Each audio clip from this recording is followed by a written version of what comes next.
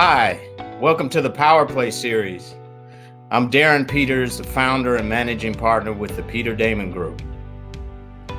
I know today's guest as a friend and a brother. He's a power player with a career that exemplifies service and advocacy. Darrin is a former securities lawyer, elected official, and was recently recognized by Bloomberg as one of the 50 most influential global leaders in business for 2020. He's also a very dear friend. He's a devoted father and husband. Thank you so much, Darrin, for joining us today. Hey, Darrin, thank you for having me. I appreciate it. Great. Okay, so let's get started. Let me first ask, for those who might be unfamiliar with what a CDFI or Minority Depository Institution is, can you tell us a little bit about what that means? Sure, Darrin. So those are two different types of financial institutions. First, a minority depository institution really is an institution that focuses on a racial demographic. For your audience, they probably will know several Black-owned banks that are considered MDIs. It's a designation by the regulators. The Community Development Financial Institution, or CDFI, of which I have the pleasure of running, is a designation by the Department of Treasury. And as a CDFI, you must commit that 60% of your activity will take place in low and moderate income census tracts. So we, as a CDFI, are designated and by statute, well, by designation through Treasury, required to serve those who are not always well served by the financial mainstream.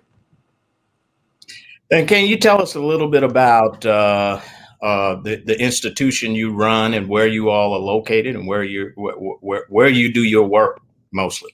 Sure. Well, I'm happy to do so. So we're located in the Arkansas Mississippi Delta. We have 52 locations throughout Arkansas and Mississippi. Southern Bancorp was founded in the mid-1980s by then Governor Bill Clinton. When Governor Clinton was governor of Arkansas, he was trying to find a way to stimulate economic activity in Arkansas's Delta region. The Delta region is known for its fertile ground. And when cotton was king, it was a flourishing part of the state of Arkansas. Unfortunately, as the farm mechanized and as machines could do the work of men, the Delta started to lose economic activity. People started to migrate out, and really became, again, the Delta is one of the most persistently poor communities of all the United States. And so he was trying to find a way, what can we do to stimulate activity? By that time, he came across, through several colleagues, probably the first development bank in the country, a bank called South Shore Bank, which operated on the south side of Chicago, economically pressed urban area that had been redlined. Banks had not chosen to lend money in those communities. And this bank was established and in short order started having deep impact. People started buying homes, taking care of the neighborhood, small businesses started to start up. And so the community flourished. Governor Clinton said, I want to take that same model and bring it to an economically depressed rural environment, also predominantly African-American, the Delta. And so along with the Rockefeller Foundation, the Walton Family Foundation, several folks from Chicago, folks like Bob Nash, Mac McClarty, a number of political and influential business leaders in Arkansas. He started Southern Development Bank Corporation with about $10 million. And today we are, by the time this airs, we will actually be right about $2 billion. We're actually about to close an acquisition today. We're going to have a legal and operational close of an acquisition today. We just acquired a bank called Arkansas County Bank in Arkansas County, Stuttgart and DeWitt, and then a branch in Locksburg. So that'll give us 52 locations throughout the Arkansas Mississippi Delta, and about $2 billion in assets, about 400 employees. And we serve, again, those who have not always been served well by the mainstream, those who are and underbanked, trying to really help them lift themselves to financial prosperity. Wow, that's great. You guys do really great work. Let me ask you, there was a 2018 study that found that over 53% of adults say thinking about their financial situation makes them anxious. And 54% said discussing their finances is stressful. How do you think these figures have been impacted or affected by the COVID-19 pandemic? Yeah, so Darren, I think unfortunately, if you did that study now, it probably might be even worse. Unfortunately, during the pandemic, we saw that particularly Black and Brown communities, particularly Black and Brown businesses, suffered much more and disproportionately more than majority businesses. In fact, there was a study that said that almost half of Black businesses may not recover from the pandemic. And so, discussing your finances is not always a popular thing. In fact, when you go to the bank for a loan, it's like going to the doctor for a checkup because we want to know a whole lot about your finances, and people are not always comfortable. What we like to focus on here at Southern, we focus on strategies that are proven to build wealth and financial stability. And so, we often quote a study by Pew Research, which says 70% of the people who are born into poverty never make it out. It becomes intergenerational. So if your grandmother was poor, your mother was poor, you're likely to 70% chances to stay in poverty. Um, they looked at the 30% who actually made it out of poverty. And that 30% had some unique characteristics. They had some kind of net worth.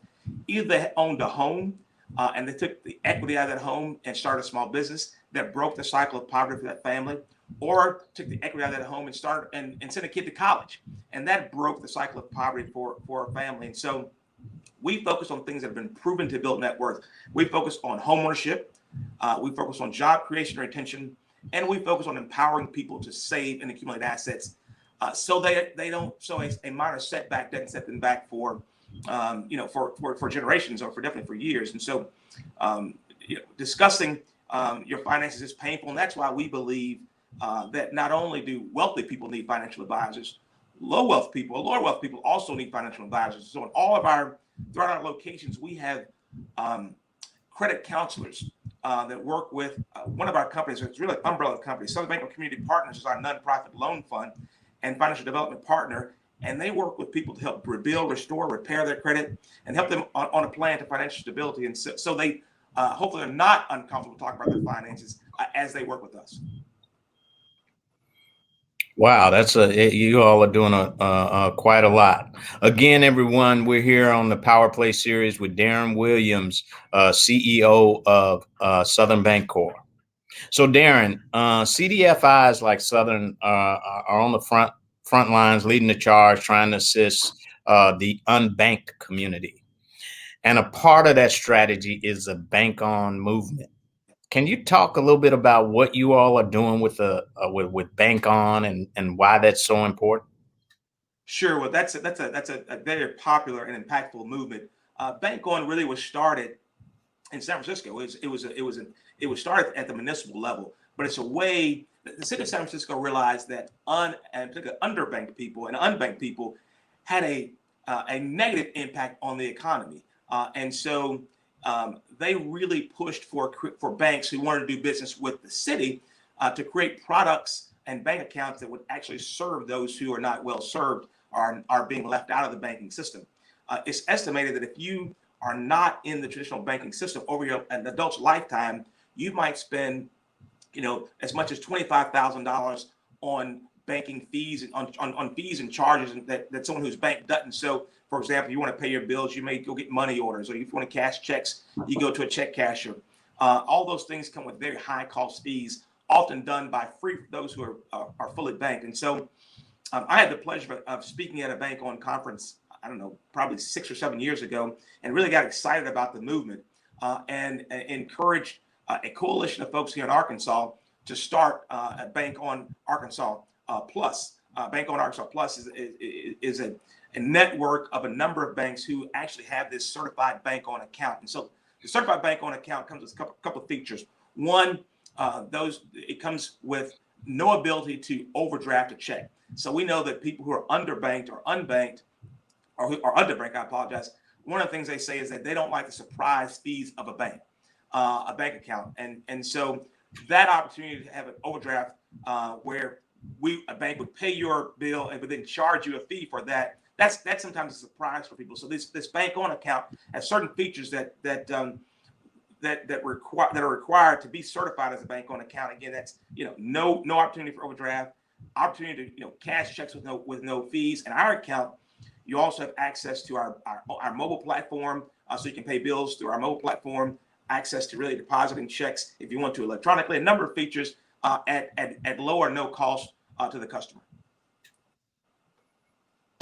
Good. Thank you. Thank you for explaining that, because I really didn't understand that. So that's great information. Now I want to change it up a little bit. I mean, I know that, banking and all the things that you're doing is extremely important, but, we're both big Dallas Cowboys fans, and we're both products of the greatest high school in America. That's Little Rock Central High School. Now that you're a little bit more seasoned, or maybe a lot more seasoned, what advice would you give a younger you about your future career and aspirations? Well, that's a good question, Darrin. You're right. We are a product of the greatest high school in America, Little Rock Central High School. Proud 1986 graduate. Proud that both of my children graduated from Little Rock Central High, and my wife served as PTSA president, and she's still on the Tiger Foundation. And she's from Alabama. She had the pleasure of going to Central High School. So you're right. I have to put a plug in for Central. But man, if I could go back and talk to Darrin Williams in high school, I'm not exactly sure what I would say. I have been so fortunate and blessed that things have worked out favorably for me. I think I've had God's intervention and divine plan for my life, because I have been blessed to do a number of things, to be involved in a number of organizations, and have a wonderful career. And I wish I could say that I planned it. So I probably would tell myself to maybe relax and to try new things, to take chances, maybe even more chances than I took growing up. And I'm really proud that I have been able to give my children that opportunity. Sometimes you and I were college roommates, went to high school together, college roommates, and we were really focused on career, very actively engaged in politics. And I learned a lot from you and from those experiences, that process. But if I had to do it again, I might spend a little more time abroad. I might have, I remember back in 1992 when you joined or 91, I guess, you joined the President Clinton's campaign. I was in law school and I was envious of all the things you were doing. I may have just taken a break from law school and gotten actively engaged in that campaign. Happy to say that I was able to serve the Clinton administration later on and work with the Democratic National Committee, and because I love politics and really enjoy the service. But I just think that the world has so much to offer, and so I just encourage my kid to do and see as much as ever as I can. And I'm proud that both my children are graduating from college this year. My daughter's graduating from Spelman, my son from Wake Forest. My daughter is going to take a year off before going to dental school, and she's going to go study in Spain for a year and work. And she's going not study, but go and work. She's going to teach culture and English to elementary students in Spain. And I'm sure she's going to do a lot of traveling throughout Europe. My son spent time in China. He's fluent in Chinese. I probably would have done more of those type of things. The world, again, it's a big place and a lot of things to see and do. And I probably would not have been in such a hurry to grow up. I would have probably experienced a little bit more. But I've been blessed to have seen and done a lot of things. And so I'm pretty pleased with how the Lord has directed my path. Yeah, well, I agree with all of what you said, and I try to do the same thing and encourage my kids to experience as much as they can, as many different things as they can, because that helps you become who you are and the best of who you can be.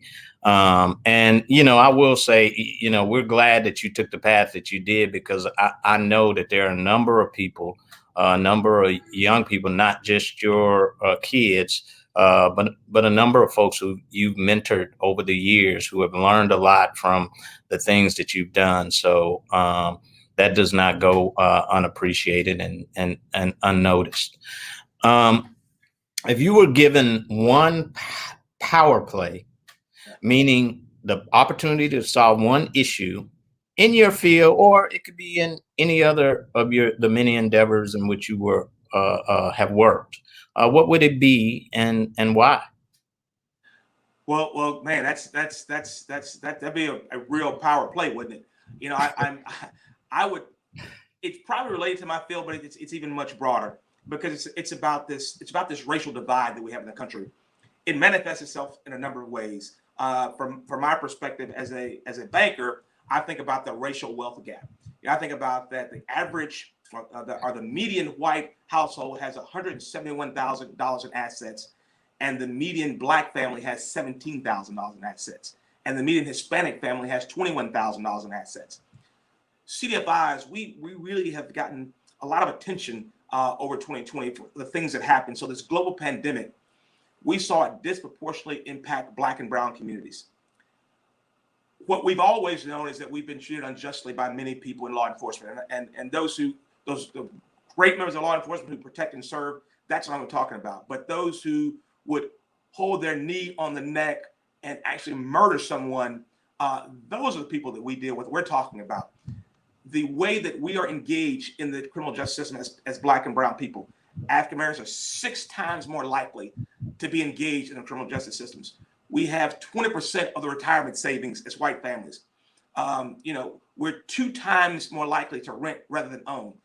All these things that manifest themselves in the racial divide in this country. America has not really fully paid recompense for slavery. And unfortunately, all these things really weave back to a time where really just the original sin of this country.